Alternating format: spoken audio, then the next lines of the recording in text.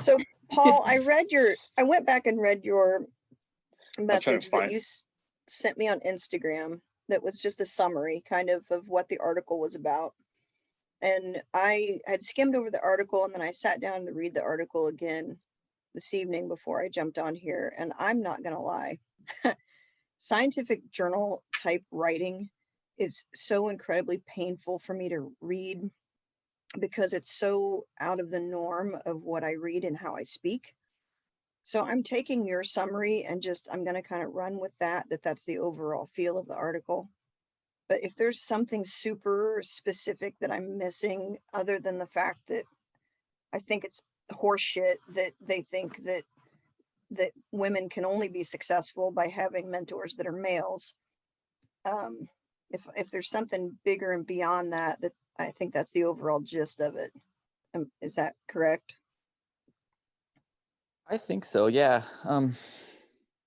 They like a lot of some of the critiques of the article, I think actually did it more favors than it deserved. Like some of the critiques of the article just sort of stopped there. They said, well, this article, which is I think probably what I said to you in the summary as well, because that was the big like salient point was that it's just a sort of a two-sided coin, that women who are mentored by women, they end up in a situation where neither mentor nor mentee benefit as much.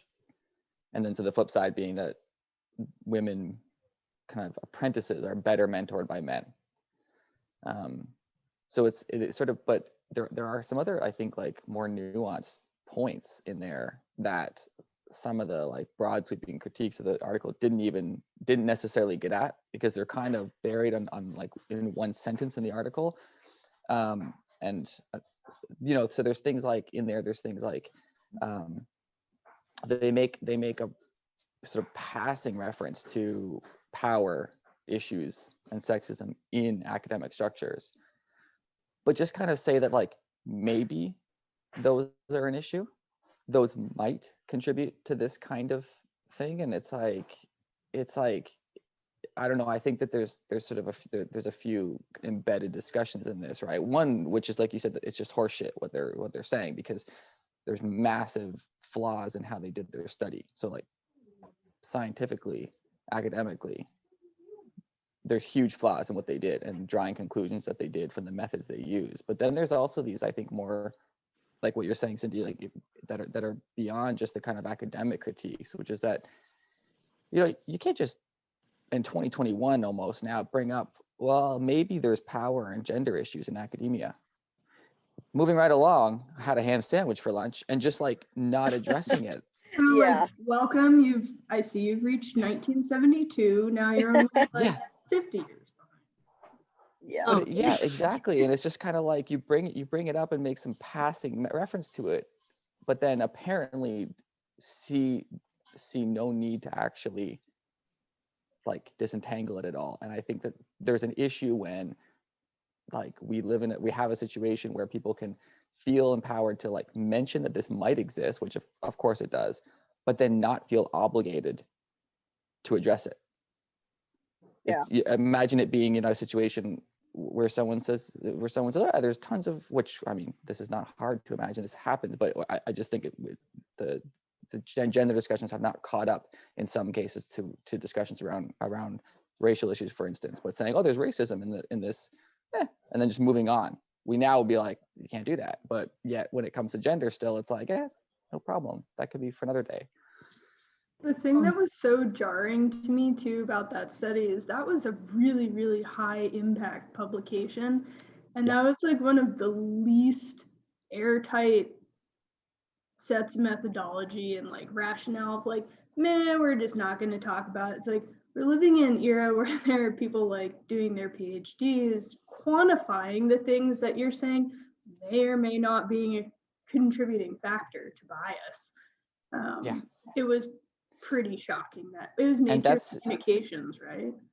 Yeah, which is like also a family of publications that are usually very progressive and super. I mean, Nature has literally an entire climate change publication, right? So I mean, I guess, I mean, maybe they're not that's not an indication that they're progressive, but in many cases they are. But yeah, Liz, the other thing that I noticed in that when you look at the fields that they looked at, the academic fields, they look at biology and medicine and things like that, like noticeably absent from the fields that they looked at are all just about all of the social sciences and humanities. Yeah, which are very female would dominated. yes, and have and I mean, so they left out, just to pick the low hanging fruit, they left out all fields of feminism. Yeah. And Yep. critical race theory and everything, post-colonial theory, all of those fields. So it's like, so yeah, so Cindy, like yes, I think that's it's that the conclusions they make are bullshit, and they're based on flawed methods. But yeah, I think, like, to me, what really screamed was that, like, they felt totally comfortable saying these things, and that Nature apparently felt comfortable publishing it, you know. Quick update. So I just clicked on the link again. The article was retracted on the 21st. So it's still available to read, but yeah, I think they might regret publishing this a little So bit. totally retracted, not just Mhm. an editorial commentary. You know? Wow. Okay. Right. There's a That's surprising. the old yellow one. So Well, apparently they didn't. So this is some of the backstory. Like I'm one of the people leading one of the main responses is a close colleague of mine, and so apparently a lot of the reviewer comments that came in. So I don't like, not to be condescending to anyone, but you know, when you submit a paper to a publication and you get a bunch of blind reviewers, you don't know who they are, they give you comments back, and you're supposed to then address those comments, and they didn't do that. It seems like the retraction kind of speaks for itself, that it sounds like there were a lot of flaws all the way around, especially if they didn't follow this, standards of addressing those comments after the fact and blew them off, not to mention blowing off, a whole subset of people that would be the most important factor of the study to begin with. I mean, I don't know. Like I said, I don't read a lot of studies in scientific journals all the way through, because it's Chance was making fun of me. He goes, "Why didn't you just ask him for the cliff notes if you don't?" I said, "It's not that it's not that I don't understand it. It's a lot of words to just throw me a summary at the end of it." But I don't like the premise of it in general. I mean, obviously, yes, I've had male mentors. Now I'm talking not scientific. I'm talking everyday blue collar work. I mean, I worked in horticulture for 25 years. Every one of my mentors was a man, because it's a male dominated industry. But I had to do a lot of work on my own that, I kind of found my success on putting the work in, not just because who had taught me in the beginning. So, and I think hunting's kind of the same way. Yeah, Chance mentored me, and, well, if you want to call it that, he threw me in the woods, but still, he's helped me tremendously along the way. But then look, now I'm mentoring a bunch of boys. I mean, I've taken two women out, and everybody else has been male that I'm taking out. So is that to say that I'm not capable of mentoring because I'm a female, and then therefore those guys aren't going to be successful because I was their mentor? I mean, Not to mention, like, the metrics of success, right? yeah. That if we, like, transpose the article that we're talking onto what the hunting community, it's that it would basically be that your only measure of success is how many tines you put on the wall. Yeah, that'd be the same, like the comparison, right? So, which is, yeah, problematic as well. how this article made me feel, Cindy, because I find myself in a similar position. Obviously, I'm still at the very beginning of my careers, but I mean, all of my academic mentors were male. All of my hunting mentors have been male. A lot of the resources I went to learn about hunting were all male dominated. Wildlife ecology, just like literature, is very male dominated. And I'm like, I don't know, like, am I really guilty of doing something to, like, not find female mentors, or could I have benefited more if, like, just the systemic, like, I don't know, just suppression of gender, I guess, in different communities and institutions, and even just like very casually, like on social media or like the Yeah. podcast world or something like that. It's like that is like the heart of what I want to change, is like the thing that keeps that wheel turning, that just continues this cycle of like male dominated, blah, blah, blah. Like women should learn hunting from men because there's more male hunters than there are women hunters, and they're more accessible, and they have been likely hunting since they were a child. And like, I just want to destroy all that. The thing for me What is? that Oh, kind go of ahead, Liz. dovetails, with that, to kind of link this back to the paper a bit too, was one that I think, if I'm remembering correctly, they kind of did this funky way of looking at like impact analysis of mentors and mentees publications. And of course, one of the major responses I got from the academic world is like, do you know how much more often men will self-reference in order to up their impact score? It's like this very flawed thing where it's kind of like a self-repeating cycle of like, oh, you've decided you're an expert, so you've started doing this silly thing. And to me, like, that's where I saw the clearest parallels with the hunting world, because I also am almost entirely mentored by men. And when I think now about like some of the things that I was being told by my ex who taught me how to hunt, it's like, that is dumb and wrong, but he was the presumed expert in this situation. And so I feel like there are a lot of women, myself included, who are probably in a middle ground in terms of level of experience, but I don't feel confident enough yet in my own skills to mentor people.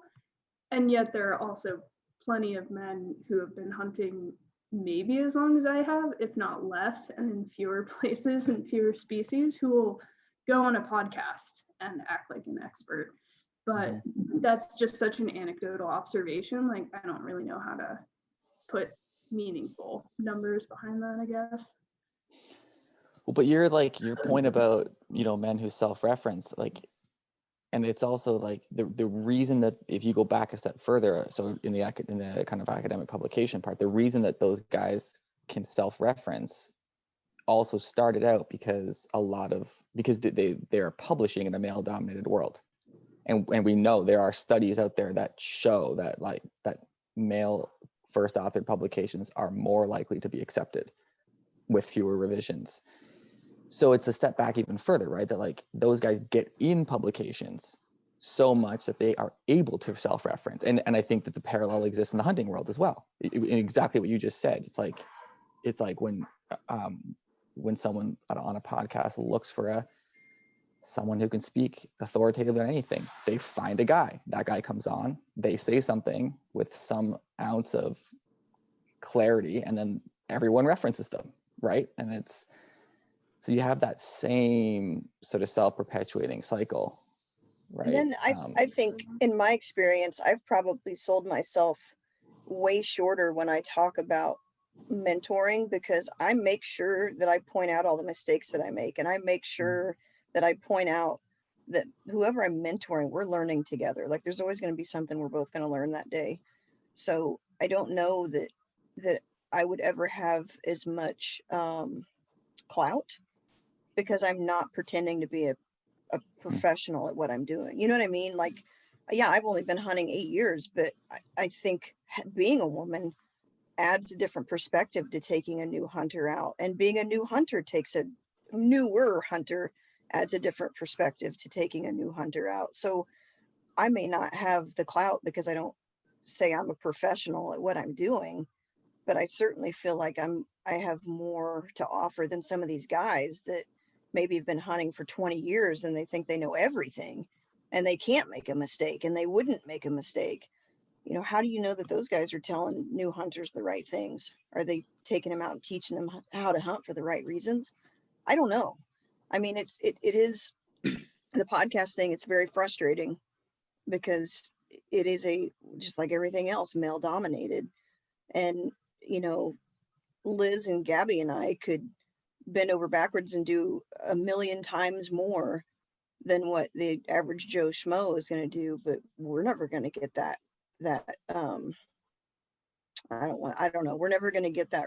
I don't want to say we're not going to get that respect, but I don't think that we're going to get that attention from the mainstream hunting crowd. You know what I mean? Yeah, I we would think never that's go always viral. We would never blow. We wouldn't be like the new Ranella. Like, no, no, no, not at all.